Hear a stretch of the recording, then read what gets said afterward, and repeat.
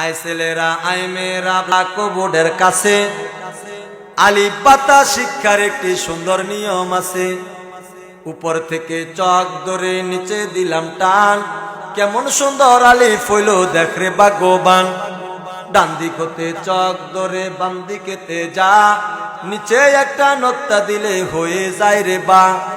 উপরে দুইটা নক্তা দিলে কেমন সুন্দর তা, আর ওই একটা নক্তা দিলে আজব রঙের সা। বাম দিক হতে চক ধরে ডান দিকেতে যা, তারপরেতে বাঁকা করে নিচের দিকে আ। নক্তা দিলে জিম হবে বিনা নক্তায় হা, উপরে একটা নক্তা দিলে তার নাম খা।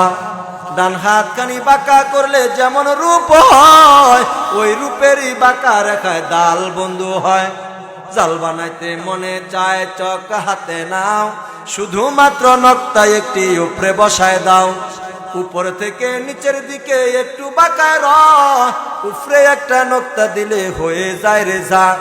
তিনটি দন্ত পেটটি নিচে গোল করিলে সিন, উপরে তিনটা নক্তা দিলে তার নাম সিন।